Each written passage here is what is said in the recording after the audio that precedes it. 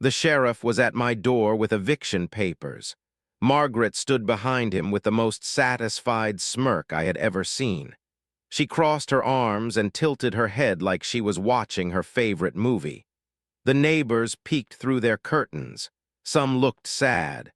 Others looked relieved that it was not them. "You have 48 hours to vacate the premises," the sheriff said.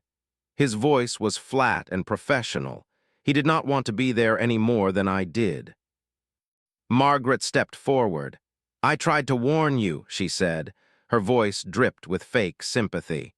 "The HOA has rules for a reason. You should have listened." I looked at the papers in my trembling hands. My dream home was being taken away because my mailbox was the wrong shade of blue, because my garden was 2 inches too tall, because I parked my car 6 inches over some invisible line. But as I stood there, something felt wrong, very wrong. The legal language on the papers looked strange. The signatures looked fake. Margaret was too confident, too eager, too excited. That night, I made a phone call that would change everything.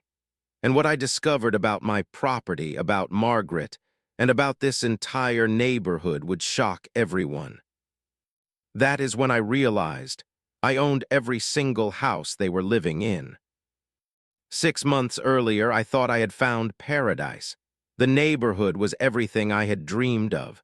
Perfectly manicured lawns stretched out like green carpets. White picket fences lined the streets. Children rode bicycles on the sidewalks while their parents waved from front porches.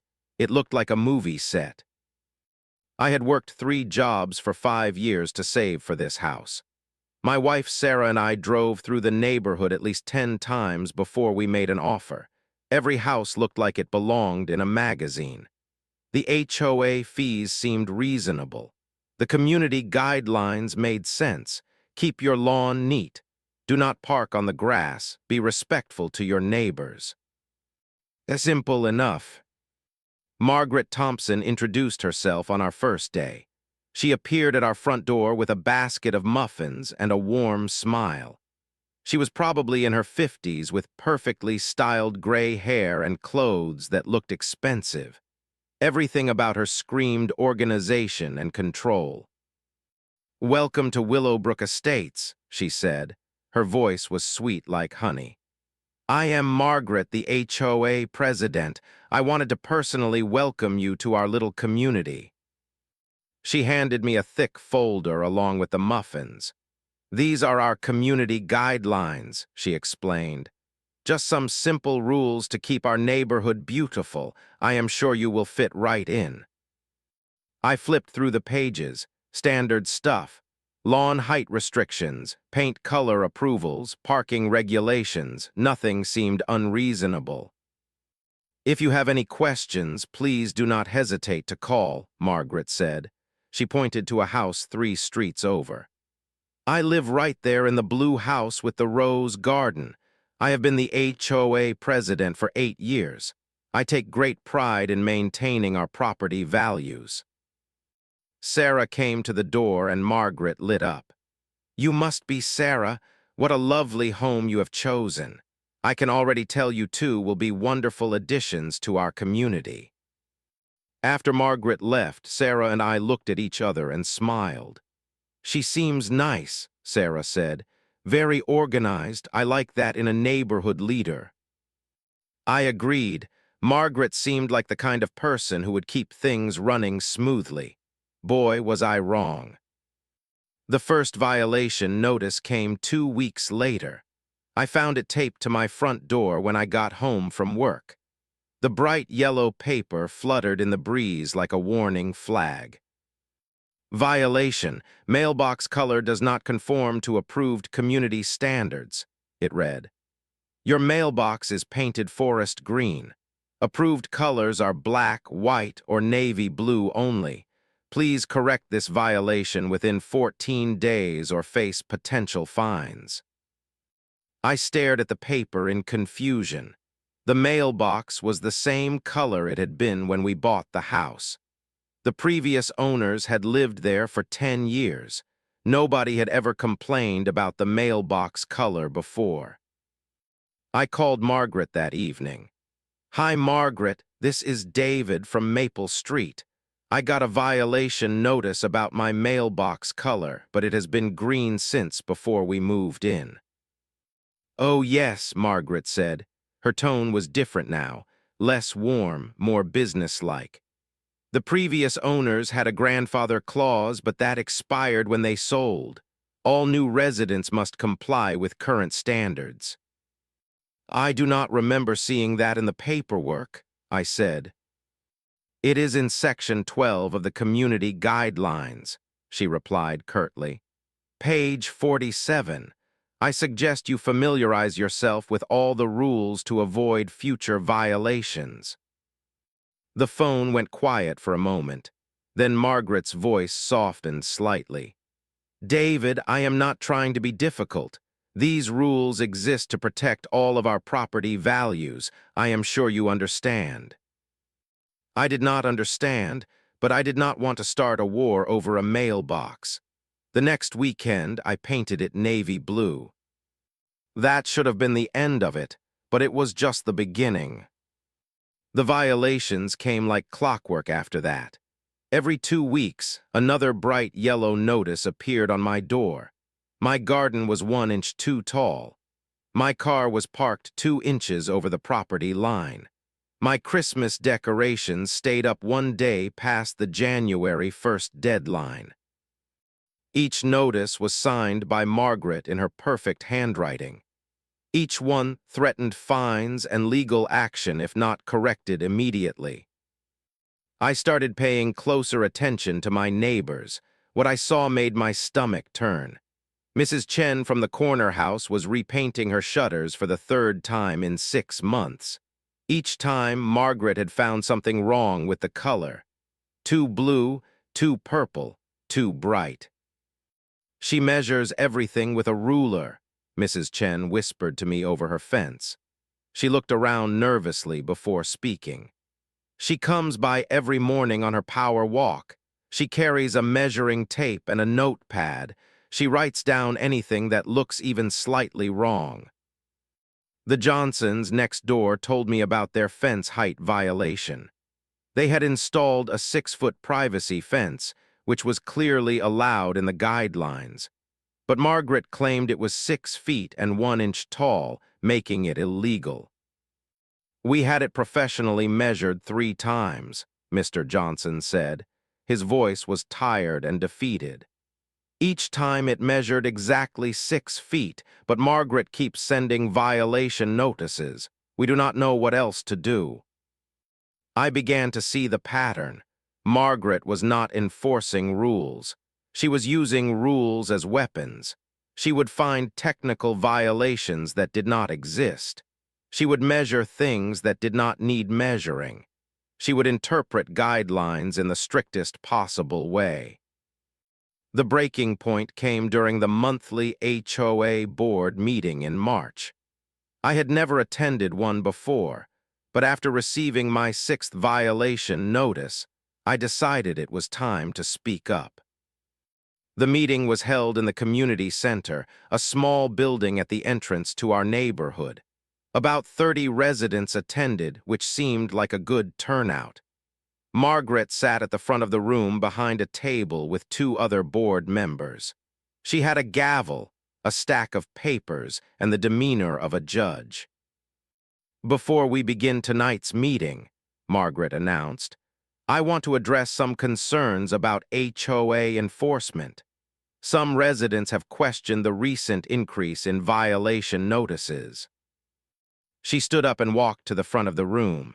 Her voice carried easily to the back row. "I want to be very clear about something. Rules are rules. They exist for everyone's benefit. When we allow one person to break the rules, it creates a slippery slope that hurts property values for everyone." A man in the 3rd row raised his hand. "Margaret, my violation notice says my grass is too long, but I cut it 3 days ago. It is barely 2 inches tall." Margaret's expression hardened. The maximum grass height is 1 3/4 inches, as clearly stated in Section 8. Your grass measured 2 1/8 inches on Tuesday morning. You measured my grass? The man asked. His voice rose in disbelief. I measure everything, Margaret replied coldly. That is my job as HOA president, to ensure compliance. Another woman stood up. Margaret, you gave me a violation for having a wreath on my door in February. The guidelines say seasonal decorations are allowed. Winter ended on the astronomical calendar on February 18th, Margaret said. Your Valentine's Day wreath constituted a violation after that date. I listened to this exchange with growing horror. This was not community leadership. This was authoritarian control. Margaret was not protecting property values.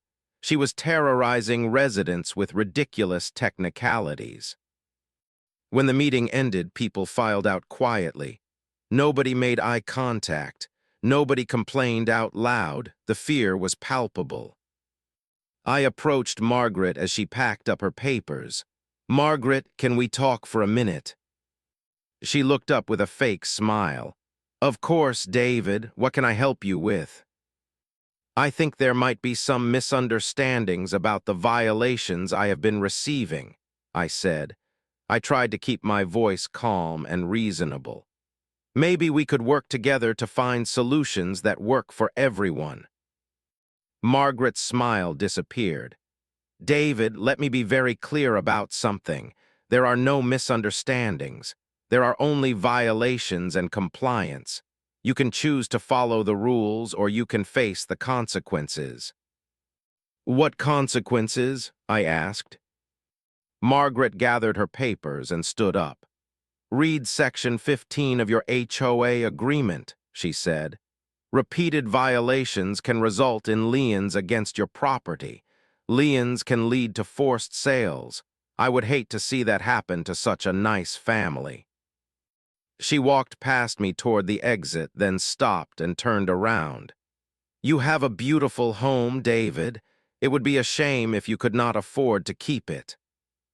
That night, I could not sleep. Sarah found me at the kitchen table at 2 in the morning, reading through our HOA paperwork with a magnifying glass. What are you doing? She asked. Trying to figure out how much power Margaret actually has, I replied. Sarah sat down next to me. David, maybe we should just follow her rules, paint the mailbox, cut the grass shorter, keep our heads down. I looked at my wife and saw the same fear I had seen in our neighbor's eyes. Sarah, she is not enforcing reasonable rules. She is making up violations to harass us. This is not going to stop until we make it stop. What are you saying? I am saying Margaret Thompson has declared war on us, and I am tired of losing every battle. Margaret's harassment campaign shifted into high gear after our conversation. Violation notices appeared on my door every few days. She cited infractions I had never heard of. My doormat was too large. My porch light was too bright. My car was parked at the wrong angle in my own driveway. Each notice came with increasing threats. First warnings, then fines, then liens, then mentions of legal action and forced property sales. I started documenting everything. I took photos of my mailbox, my lawn, my car, my decorations. I measured everything twice. I followed every rule to the letter. It did not matter. Margaret always found something wrong. The worst part was watching my neighbors avoid eye contact when I walked down the street.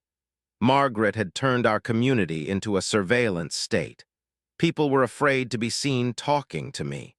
They worried that associating with Margaret's target would make them targets too. She has spies everywhere, Mrs. Chen whispered to me during a chance encounter at the grocery store. Mrs. Patterson from Oak Street reports to her every day. So does the mailman.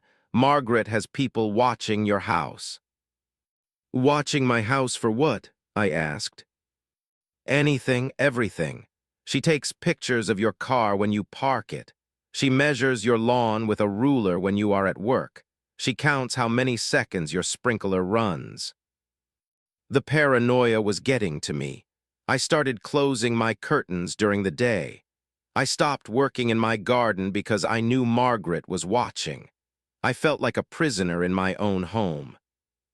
Then Margaret made her biggest move yet. The certified letter arrived on a Thursday morning. Sarah signed for it while I was at work.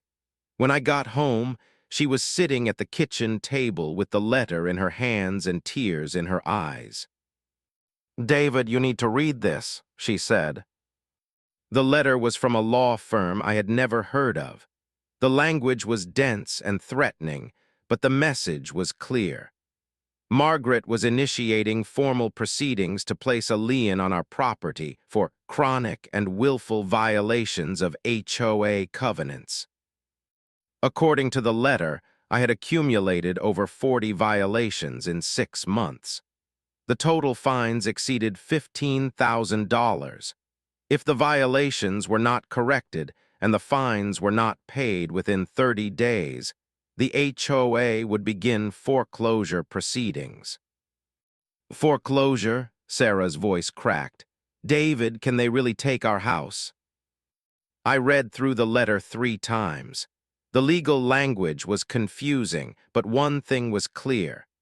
Margaret was claiming she had the authority to force us to sell our home and move out of the neighborhood. "I do not know," I admitted, "but I am going to find out." That weekend, I called every real estate lawyer in town. Most were too busy to take my call. The few who spoke with me gave confusing and contradictory advice. Some said HOA liens were common and enforceable. Others said the violations sounded excessive and potentially illegal. "You need to hire a lawyer who specializes in HOA disputes," one attorney told me. "This is a very specific area of law.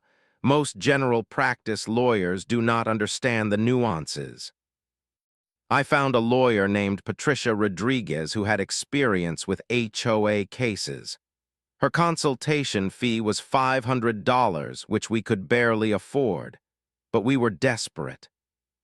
"Mr. Johnson," she said after reviewing Margaret's letter, "I have to ask you something important. Do you have your original property deed and HOA agreement?" "Yes, they are in our safe deposit box." "Good. I want you to bring them to me as soon as possible, along with any other paperwork related to your home purchase. Something about this case does not feel right." "What do you mean?" "I have been handling HOA disputes for 15 years, Patricia said. "The language in this letter is unusual. The claimed authority is excessive. Most HOAs can place liens, but foreclosure is extremely rare and difficult. Margaret Thompson is either bluffing or she knows something about your property that you do not." That night, Sarah and I lay awake staring at the ceiling. "What if we lose the house?" she whispered. "We are not going to lose the house," I said, but I was not sure I believed it. The next morning, I went to the bank and retrieved all of our property documents. As I drove to Patricia's office, I noticed a black sedan following me. When I stopped at a red light, I looked in my rearview mirror. Margaret was behind the wheel, talking on her phone and staring right at me. She was not even trying to hide it anymore. The trap was closing, and she wanted me to know it. Patricia Rodriguez's office was in a small building downtown, surrounded by bail bondsmen and tax preparation services.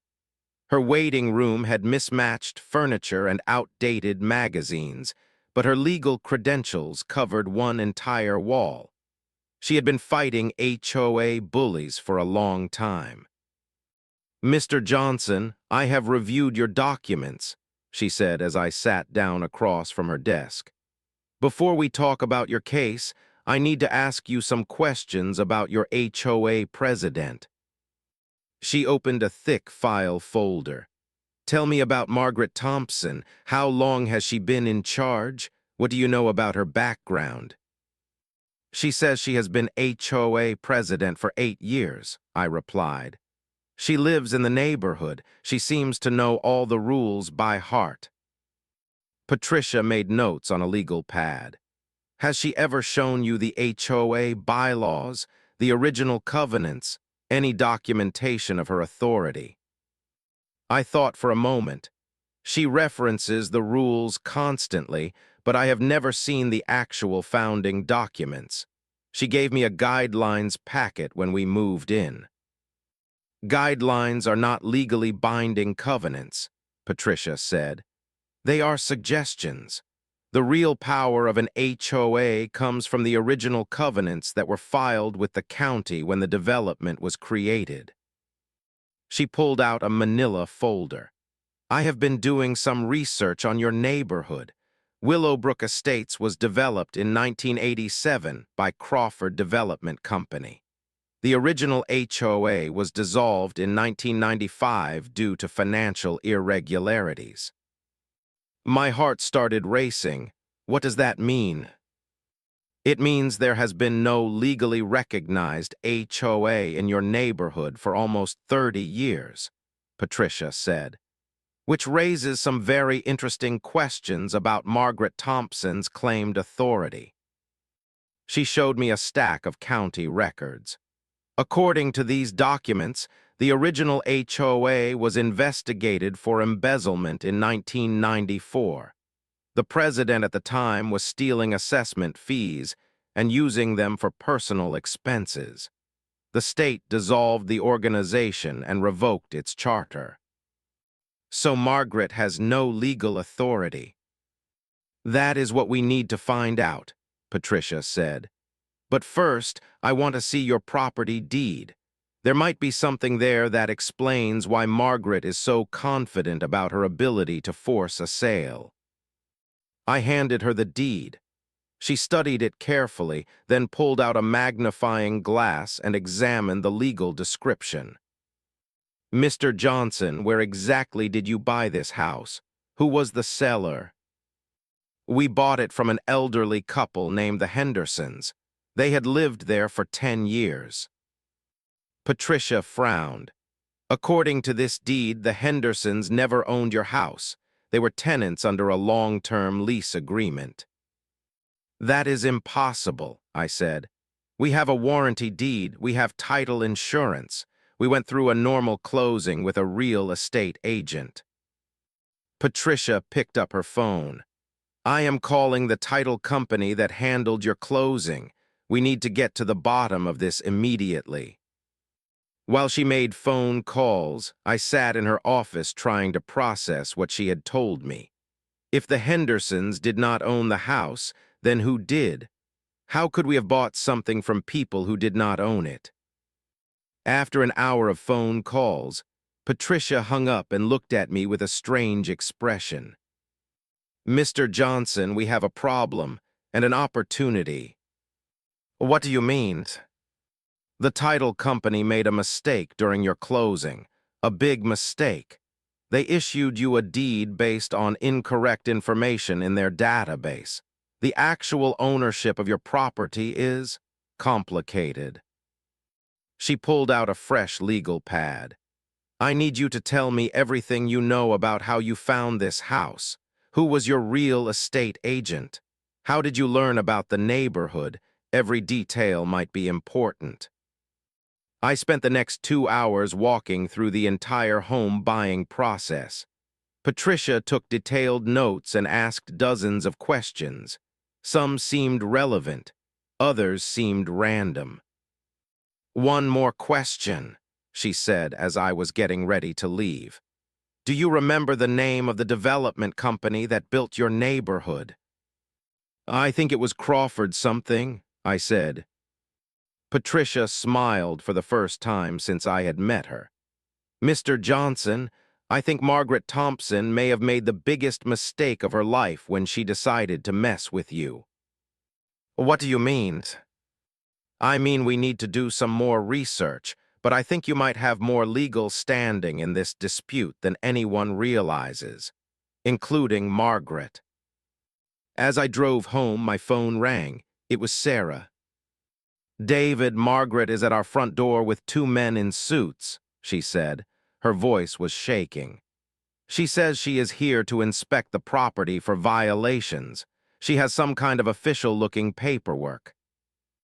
Do not let them in, I said. Do not sign anything. Do not say anything. I am on my way home.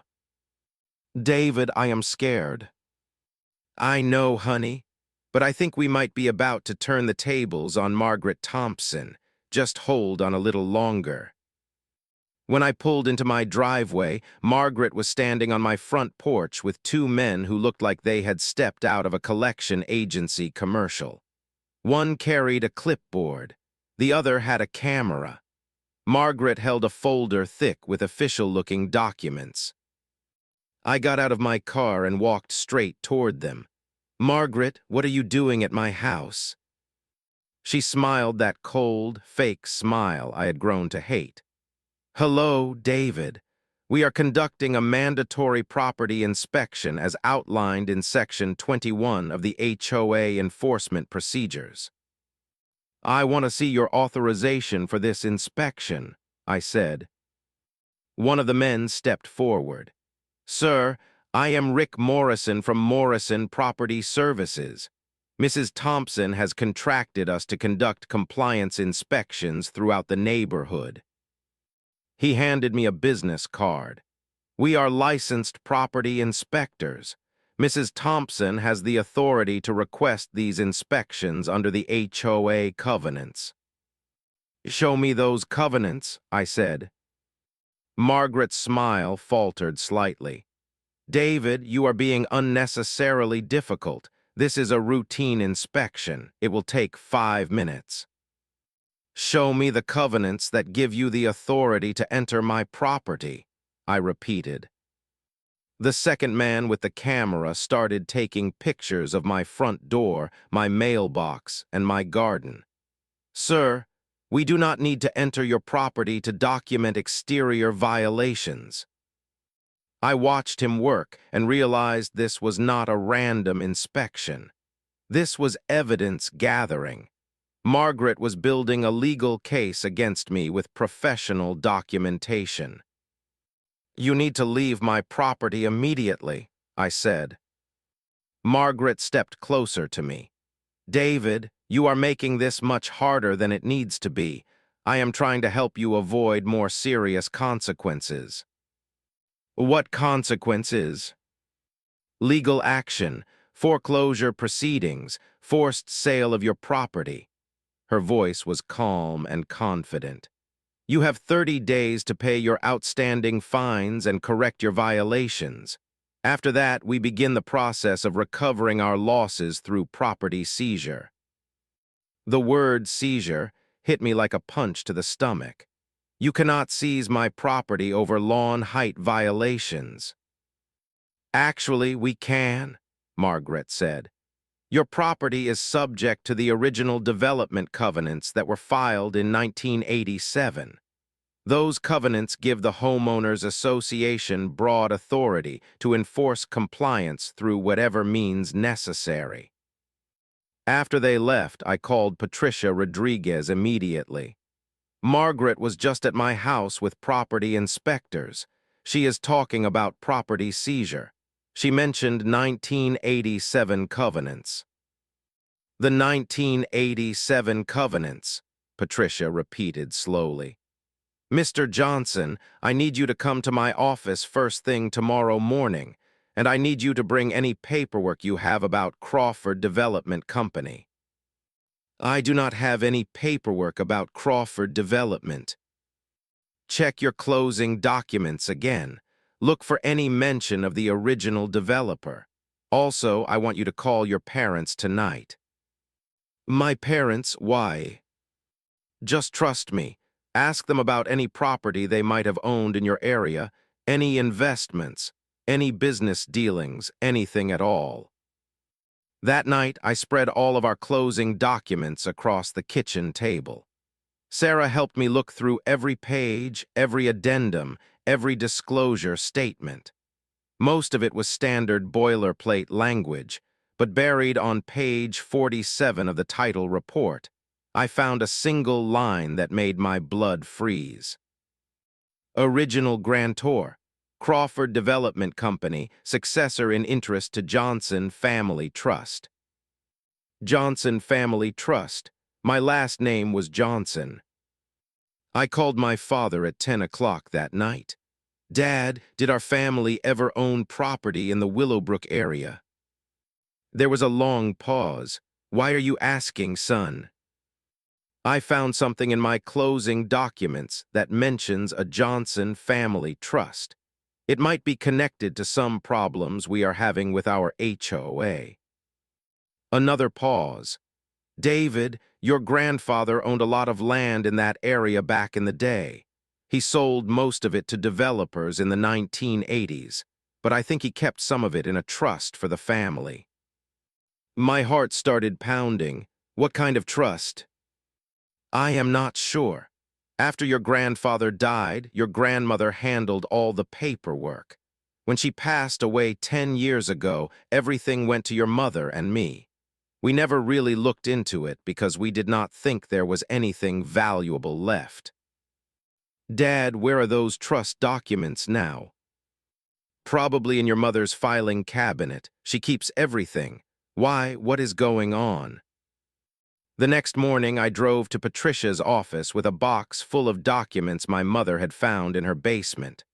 Old deeds, survey maps, legal agreements dating back to the 1960s, and buried at the bottom of the box, a folder labeled Johnson Family Trust Willowbrook Property.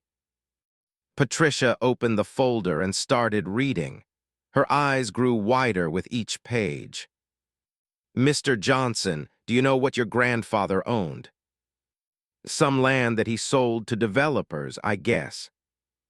Patricia spread a survey map across her desk. The map showed the entire Willowbrook Estates development, but instead of individual lots, the whole area was outlined as a single parcel. Your grandfather owned all of this, she said, pointing to the map. 460 acres. He sold the development rights to Crawford Development Company in 1987, but he retained ownership of the underlying land. What does that mean? It means Crawford Development built houses on land they did not own. They had a 99-year lease from your grandfather's trust.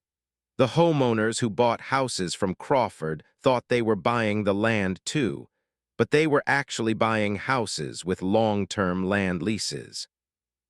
I stared at the map. So nobody in my neighborhood actually owns their land. That is correct. And according to these trust documents, when your grandmother died 10 years ago, you inherited your grandfather's interest in the trust. Patricia pulled out a calculator and started doing math. Mr. Johnson, you do not just own your house. You own the land under every house in Willowbrook Estates. The room started spinning. That is 96 houses. 96 houses, plus the community center, plus all the common areas, plus the roads. Patricia looked up from her calculator.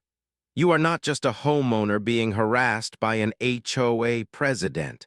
You are the landlord for the entire neighborhood, including Margaret Thompson's house. Patricia smiled, especially Margaret Thompson's house. I sat in Patricia's office staring at the trust documents, trying to process what she had just told me. According to the paperwork spread across her desk, I was not just a homeowner in Willowbrook Estates. I was the owner of Willowbrook Estates. This cannot be right, I said. If I owned all this land, someone would have told me when I bought my house. Patricia picked up the title report from my closing. The title company made a massive error. They treated your purchase as a standard home sale, but they should have recognized that you were buying a house on land you already owned. She showed me a section of the trust agreement. Look at this clause. It says the trust automatically transfers to the eldest male descendant of the original grantor upon the death of the surviving spouse. My grandmother died 10 years ago, which means you have owned this land for 10 years without knowing it. I felt dizzy, but I have been paying rent to myself. In a way, yes. Your mortgage payment included a land lease fee that was being collected by Crawford Development Company. But Crawford went out of business in 2003, so those payments have been going into an escrow account managed by their successor company. Patricia pulled out another document, which means you have about $200,000 in accumulated lease payments sitting in an account that belongs to you. The numbers were overwhelming. I owned the land. I was owed back rent. The HOA that Margaret claimed to represent had no legal authority because the original HOA was dissolved in 1995. Patricia, what does this mean for Margaret's threats about foreclosure? It means Margaret Thompson has been running a con game for 8 years. She has been collecting HOA fees from residents for an organization that does not exist. She has been threatening people with legal action she has no authority to take, and she has been doing it all on land that belongs to you. I thought about all the violation notices, all the threats, all the fear and harassment Margaret had put me and my neighbors through. How much money has she collected illegally? Patricia did some quick math. If she has been collecting $300 per month from 96 houses for 8 years, we are talking about over $2 million. $2 million. Plus late fees, violation fines, and special assessments. Margaret Thompson has been running a very profitable scam. I stood up and walked to the window. From Patricia's office, I could see the courthouse where Margaret had filed her fraudulent lien documents. She had been so confident, so arrogant, so sure that she had the power to destroy my life. Patricia, I want to confront her. I want to see her face when she realizes what she has done. We need to be careful about how we handle this, Patricia said. Margaret has committed multiple felonies. Fraud, embezzlement, extortion. We should involve law enforcement. First, I want to see her reaction when she learns the truth. Patricia gathered up the trust documents. Mr. Johnson, before we do anything, we need to file paperwork with the county to officially establish your ownership. We need to notify all the residents about the true legal status of their properties. And we need to document every illegal act Margaret has committed. How long will that take? A few days for the essential paperwork. But David, once we start this process, there is no going back. Margaret will face criminal charges. The entire neighborhood will learn that their HOA has been fake for 8 years. Property values might be affected. This is going to be a big mess. I thought about Mrs. Chen repainting her shutters for the 4th time. I thought about the Johnsons measuring their fence over and over. I thought about all my neighbors living in fear of violation notices and harassment. Patricia, the mess already exists. Margaret created it. We are just going to clean it up. She smiled and started organizing the documents. In that case, let me make some phone calls. I want to have the sheriff's department on standby when we confront Margaret. Something tells me she is not going to take this news well. That evening, Sarah and I sat on our back porch looking out over the neighborhood that apparently belonged to us. The irony was not lost on me. Margaret had been so determined to control every blade of grass, every paint color, every parking space. She had terrorized residents with threats about property values and community standards. And the entire time, she had been living on my land. "What are we going to do with 96 houses?" Sarah asked. "I have no idea," I admitted. "But I know what we are not going to do. We are not going to terrorize people with fake rules and phony violation notices." Sarah squeezed my hand. "Tomorrow is going to be interesting." Tomorrow, Margaret Thompson learns that she picked the wrong person to mess with. Patricia called me at 7 in the morning. "David, everything is ready. I have filed the paperwork with the county recorder. I have notified the sheriff's department. And I have prepared a formal notice of ownership that we need to serve to Margaret personally." "What happens after we serve her?" "She has 24 hours to cease all HOA activities and return any money she has collected illegally. If she refuses, she will be arrested for fraud and embezzlement." At 10 o'clock, Patricia and I walked up to Margaret's front door. She lived in one of the larger houses in the neighborhood with a perfectly manicured lawn and a garden that looked like it belonged in a magazine. A sheriff's deputy named Officer Martinez followed behind us. Margaret answered the door wearing a white sundress and a confident smile. "David, what a pleasant surprise, and you brought friends." "Margaret, this is my attorney, Patricia Rodriguez. We need to talk to you about the HOA." Margaret's smile flickered slightly. "Of course, please come in." We sat in her living room, which was decorated like a furniture showroom. Everything was perfect and intimidating, just like Margaret herself. Patricia opened her briefcase and pulled out a thick folder. "Mrs. Thompson, we are here to inform you that my client is the legal owner of all the land in Willowbrook Estates, including the property your house is built on." Margaret laughed. "That is ridiculous. David bought one house. He does not own anything else." Patricia handed her the trust documents. "These are the original land ownership records dating back to 1965. David's grandfather owned this entire development. When his grandmother died in 2015, ownership transferred to David under the terms of the family trust." Margaret's face went pale as she read through the documents. "This cannot be legal." "It is completely legal, and it means the HOA you claim to represent has no authority over this property. In fact, the original HOA was dissolved in 1995 for financial irregularities." Margaret set the papers down with shaking hands. "Even if that is true, residents have been paying HOA fees for years.